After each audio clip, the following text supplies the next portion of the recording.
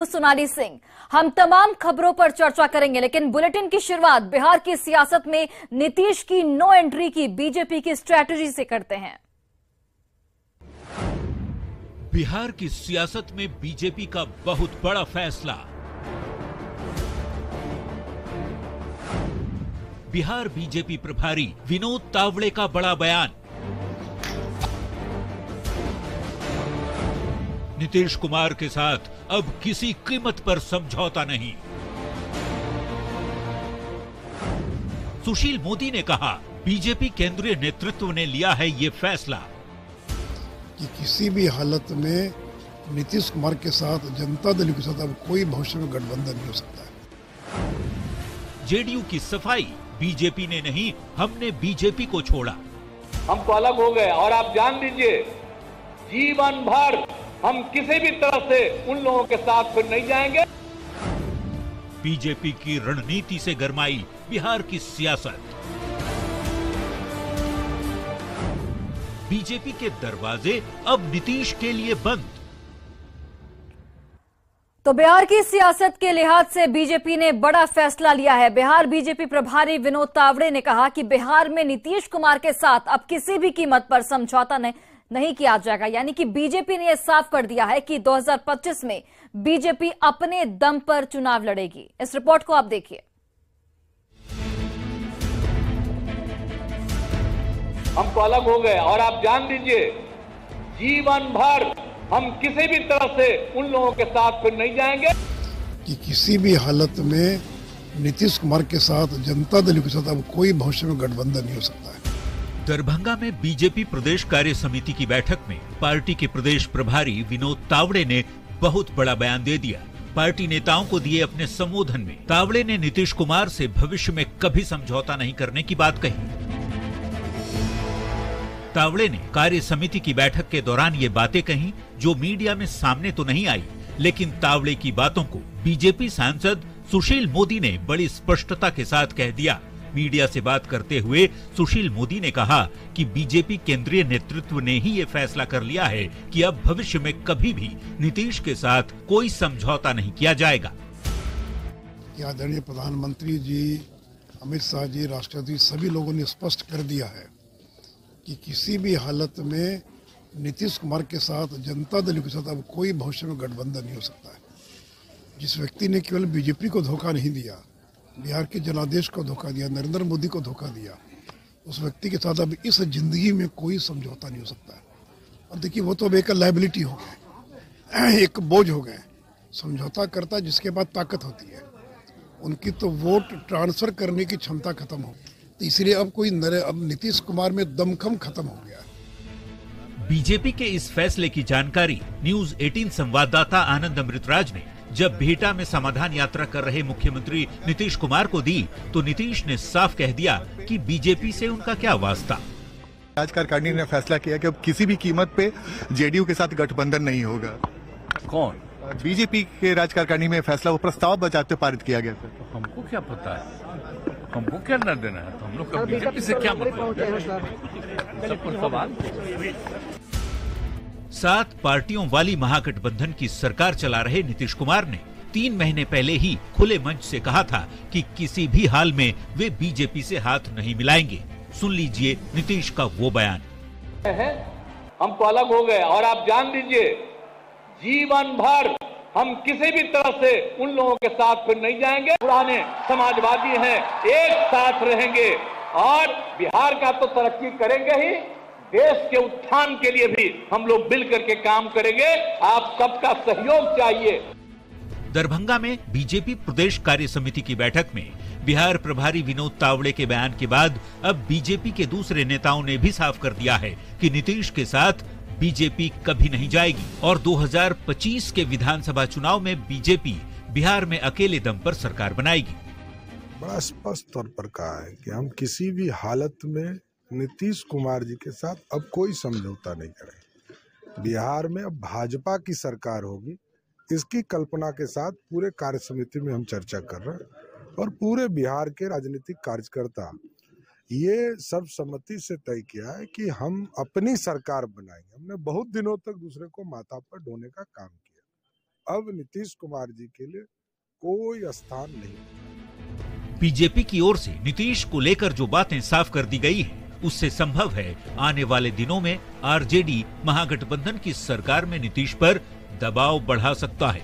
ऐसे में बीजेपी के दरवाजे नीतीश के लिए हमेशा के लिए बंद किए जाने के पार्टी आलाकमान के फैसले को लेकर बिहार की सियासत बेहद गर्मा गई है। Bureau report, news 18। तो आप देखिए, जेडीयू के साथ कभी नहीं जाने के बीजेपी के फैसले पर सियासी बयानबाजी का दौर अब तेज हो चुका है। बीजेपी के प्रदेश अध्यक्ष डॉक्टर संजय जायसवाल ने नीतीश कुमार को आदतन धोखेबाज बता दिया, तो वहीं महागठबंधन के नेता बीजेपी को ही रिजेक्टेड पार्टी बताने में लगे हुए हैं। नीतीश कुमार जी आदतन धोखेबाज हो चुके हैं और आज जब जॉर्ज फर्नांडिस जी की पुण्यतिथि है, तब इस दिन नीतीश कुमार जी ने जिस व्यक्ति के सहारे आगे बढ़े, जब वह व्यक्ति जॉर्ज फर्नांडिस का नहीं हुआ तो वह दुनिया में किसी का नहीं। बिहार में तो 6 महीना पहले ही बीजेपी के लिए सारे दरवाजे बंद हो गए। अब बीजेपी क्या प्रस्ताव लाएगी? आदरणीय नीतीश कुमार जी ने तो भाजपा मुक्त भारत का संकल्प लिया है। सभी विपक्षी पार्टियों को एकजुट करने के लिए आदरणीय लालू प्रसाद जी, आदरणीय नीतीश कुमार जी, श्री तेजस्वी यादव जी ने महागठबंधन बनाया है और बीजेपी को 24 का डर सता रहा है, इसलिए इस तरह के प्रस्ताव को ला करके ये हवा बनाना चाह रही है। बिहार में जब से भारतीय जनता पार्टी सत्ता से बेदखल हुई है, वो अपने बयानों के माध्यम से किसी भी प्रकार से उनकी प्राथमिकता है कि वो खबरों में बने रहे। अभी जो बयान विनोद तावड़े जी का और आदरणीय सुशील कुमार मोदी जी का जो बयान है, वो मैं यही कहूंगी कि विनोद तावड़े जी और सुशील कुमार मोदी जी, आप इस खुशफहमी में न रहें कि जनता दल यूनाइटेड का कुछ गठबंधन होने जा रहा है एनडीए के साथ। और इस तरह का बयान तो वाकई में ये बचकाना बयान मैं कहूंगी कि लग रहा है कि जेडीयू अर्जी देने गया था क्या। भारतीय जनता पार्टी दिन में सपने देखने लग गई है। भारतीय जनता पार्टी के पास जेडीयू कोई प्रस्ताव लेके नहीं गई है कि भारतीय जनता पार्टी ने इस बात को तय करना शुरू कर दिया कि वो जेडीयू के साथ जाएंगे या नहीं जाएंगे। सच तो ये है कि जेडीयू ने भारतीय जनता पार्टी को रिजेक्ट किया है। वो भारतीय जनता पार्टी का साथ छोड़ करके सर्वसम्मति से कांग्रेस और बाकी के महागठबंधन के साथियों के साथ आए हैं।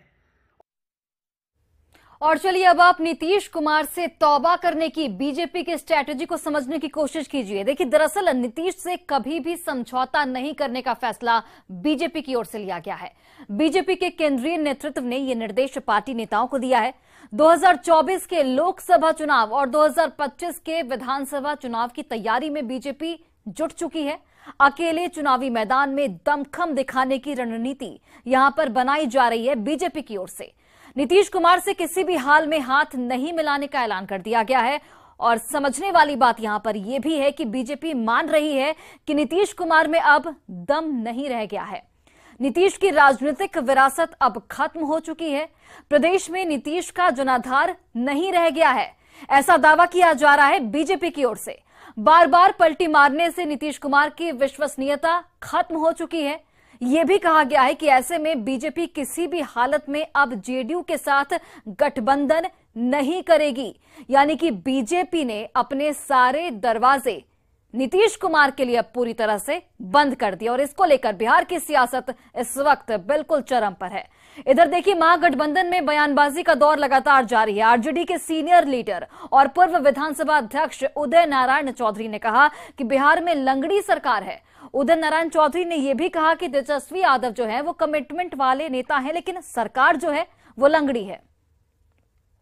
जो तेजस्वी यादव की स्थिति है वो पूर्ण सरकार में नहीं है, मैं ये बात कर सकता हूँ, लंगड़ी सरकार है।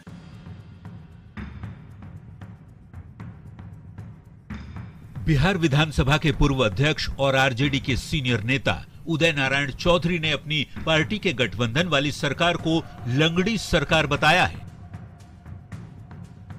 जमुई के सिमुलतला में पत्रकारों के सवाल के जवाब में उन्होंने कहा कि बिहार में आरजेडी की पूर्ण सरकार नहीं है, बल्कि यहां लंगड़ी सरकार है। दरअसल सिमुलतला को प्रखंड का दर्जा दिलाने के आश्वासन पर पूछे गए सवाल पर उन्होंने कहा कि उप मुख्यमंत्री तेजस्वी यादव कमिटमेंट वाले नेता हैं। जब उन्होंने आश्वासन दिया तो वो पूरा होगा, लेकिन अभी तेजस्वी यादव की जो स्थिति है वो पूर्ण सरकार में नहीं है, लंगड़ी सरकार में है।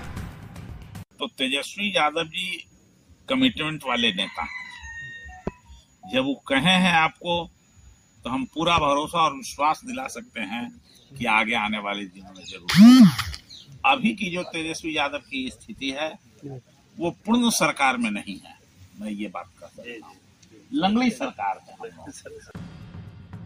7 दलों वाली गठबंधन की सरकार में यदि सबसे ज्यादा विधायक वाली पार्टी आरजेडी के एक बड़े नेता ये कहते हो कि तेजस्वी जिस दिन मुख्यमंत्री की कुर्सी पर बैठेंगे उस दिन जमुई की पुरानी मांग पूरी होगी, क्योंकि तेजस्वी मैन ऑफ वर्ड हैं, तो फिर मौका बैठे बिठाए सत्ता पक्ष के साथ ही बीजेपी को भी मिल गया।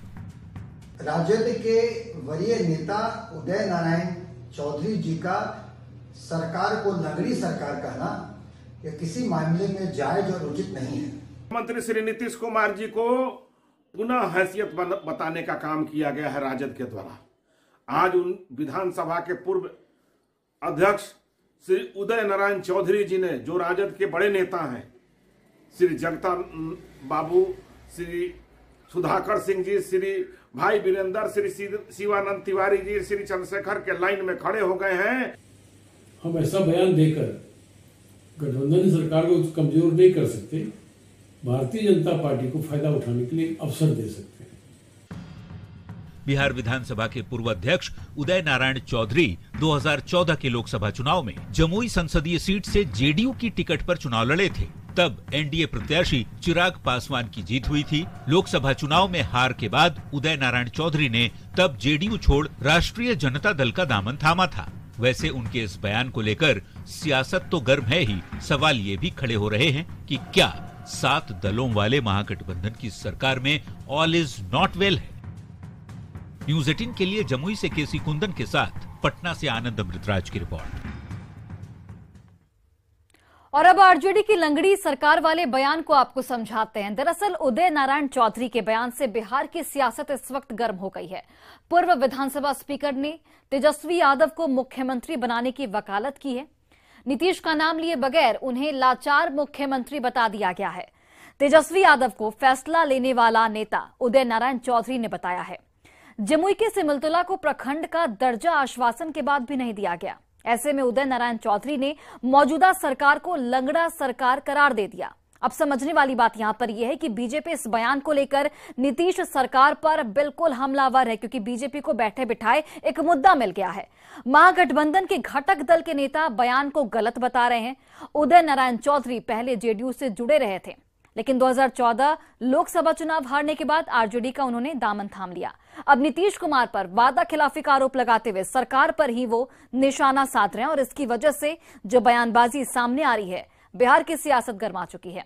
अब झारखंड की एक महत्वपूर्ण खबर की बात करते हैं। 1932 आधारित स्थानीय नीति विधेयक को पारित कर मुख्यमंत्री हेमंत सोरेन राज्य भर में खतियानी जोहार यात्रा निकाल रहे हैं। इसी बीच राज्यपाल रमेश बैस ने हेमंत सोरेन सरकार को बड़ा झटका दे दिया है। उन्होंने विधानसभा से पारित 1932 खतियान आधारित स्थानीय नीति विधेयक 2022 को वापस कर दिया है। राज्यपाल ने विधेयक को लौटाते हुए कहा कि सरकार इस विधेयक की वैधानिकता की समीक्षा करे कि यह संविधान के अनुरूप और सर्वोच्च न्यायालय यानी कि सुप्रीम कोर्ट के आदेशों और निर्देशों के अनुरूप हो। राज्यपाल ने संविधान और सर्वोच्च न्यायालय के फैसलों का हवाला देते हुए कहा कि नियोजन में शर्त लगाने का अधिकार सिर्फ संसद को है, न कि विधानमंडल को। और खतियानी विधेयक वापस लौटाने की जो स्ट्रैटेजी है उसको समझने की आप कोशिश कीजिए। राज्यपाल रमेश बैस ने खतियानी विधेयक को वापस लौटाया। हेमंत सरकार से पुनर्विचार करने को यहां पर कहा गया है। 1932 का खतियानी विधेयक झारखंड विधानसभा से पारित हुआ है। राज्यपाल के विधेयक लौटाने से हेमंत सरकार को एक बड़ा झटका लगा है। विधेयक की वैधानिकता जांच की बात सरकार से कही गई है। इसके साथ ही झारखंड के स्थानीय व्यक्तियों की परिभाषा पर मंथन करने की बात कही गई है। सामाजिक सांस्कृतिक परिणामों पर गौर करने को भी यहां पर कहा गया है। हेमंत सरकार ने 2022 में विधेयक को पास किया था। विधेयक की पुनर्समीक्षा के लिए सरकार को वापस किया गया है। हेमंत सरकार ने इस विधेयक को स्थानीयता से जोड़ा था, लेकिन अब राज्यपाल ने इस विधेयक को वापस कर दिया और यहां पर यह कहा गया है कि इसकी समीक्षा होनी चाहिए, साथ ही इसमें संशोधन की भी अगर जरूरत है तो वो भी करना चाहिए। बढ़ते हैं आगे और अब बात हिंदू लड़की को प्रेम जाल में फंसाकर टारगेट करने से जुड़ी खबर की, जो छपरा से सामने आई है। यहां के पचपटिया गांव की एक नाबालिग हिंदू लड़की को गांव के ही एक नाबालिग मुस्लिम लड़के अकबर अली ने अपने प्यार में फंसाकर अगवा कर लिया। इस घटना के 3 दिन बाद भी पुलिस अब तक गुमशुदगी लड़की को बरामद नहीं कर पाई है। नहीं आरोपी लड़के का कुछ पता चल पाया है, जिससे गांव के लोगों में आक्रोश है। आक्रोशित लोगों ने थाना पर पहुंचकर हंगामा किया और जल्द से जल्द लड़की को बरामद करने की मांग की है। पुलिस ने हालांकि किसी तरह मामले को शांत कराया, लेकिन इस वारदात से गांव में तनाव की स्थिति बनी हुई है। इसमें यहाँ से ज्यादा बाहरी साजिश हमको लग रहा है। ऑपरेशन जो प्रशासन के तरफ से चाहिए यहाँ बिल्कुल ही नगण्य। कितना घंटा हो गया? अब 3 दिन हो गया। 3 दिन हो गया, कुछ नहीं बताया जा रहा है कि कहाँ खोजा जा रहा है कि नहीं खोजा जा रहा है। अभी तक कुछ पता चला कि नहीं पता चला, कुछ भी नहीं बताया। घटना घटित थी तो समय पर पूरा प्रशासन पहुंचा है, हम लोग भी पहुंचे हैं, सबको कंट्रोल कर लिया गया। बिल्कुल अभी जैसे सामान्य स्थिति है, इस तरह की कोई अभी होने की संभावना सरकार नहीं है। सर, पीड़िता के लिए क्या किया जा रहा है? पीड़िता के लिए तो सब प्रशासनिक कार्रवाई चल रही है, तलाश चल रही है, जितना संभव है सब कार्रवाई चल रही है। और धनबाद में बीसीसीएल की ओर से सामुदायिक भवन को ध्वस्त किए जाने के बाद लोग नाराज हो गए और पुलिस को रोकने की कोशिश की, जिसके बाद नाराज लोगों पर सीआईएसएफ ने लाठीचार्ज कर दिया है। इस रिपोर्ट को आप देखिए।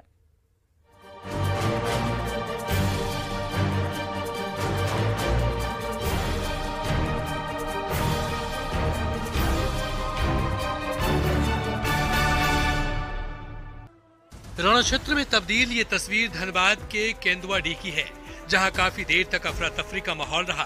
पुलिस और पब्लिक आमने सामने खड़े दिखे।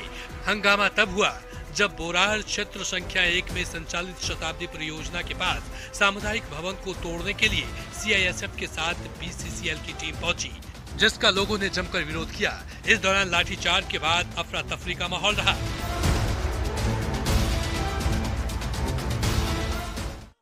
जैसे बोला चलिए आंगनबाड़ी टूट रहा था, हम लोग आए, जैसे आए सर वैसे ही हम लोग को धक्का दिया गया, इनको धक्का लगाया था, हम लोग आए दौड़े और जब जीएम आए तो लाठीचार्ज एक बार हो गया सर। जीएम जो पीयूष किशोर है, एजेंट अशोक कुमार है, उसके पास में सीआईएसएफ है, बंदूक है, वो तो किसी को मरवा सकता है। डर के तो हम लोग जी ही रहे हैं और डर के तो जीना ही पड़ेगा, क्योंकि उन लोग पास बंदूक है। आज भी हम पर बंदूक ताना गया। घटना की सूचना मिलने पर बोरार थाना की पुलिस मौके पर पहुंची और आक्रोशित लोगों को शांत कराया।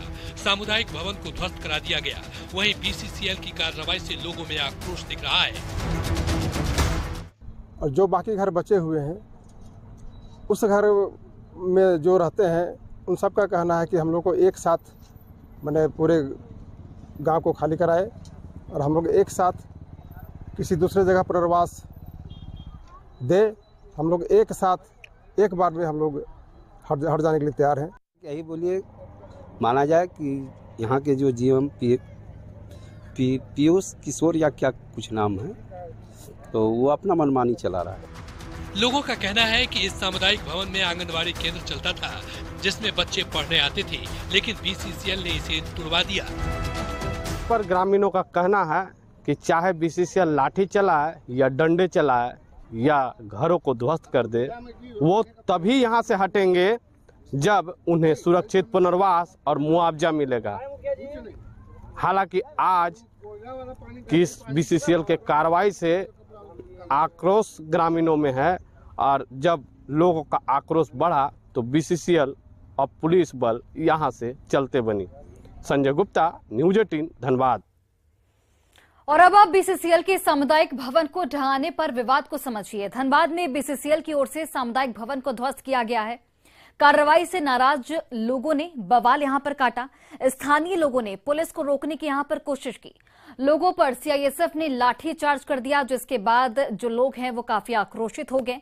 सामुदायिक भवन में आंगनबाड़ी केंद्र चलता था, जिसमें बच्चे पढ़ने आते थे, लेकिन बीसीसीएल ने इसे तोड़वा दिया और अब इस बात को लेकर बवाल बिल्कुल मचा हुआ है। और आज की जो बीसीसीएल की कार्रवाई थी, लोगों पर लाठीचार्ज किया गया, उसके बाद से ग्रामीणों में साफ तौर पर आक्रोश देखने को मिल रहा है और ग्रामीण यहां पर पुनर्वास और मुआवजे की मांग कर रहे हैं।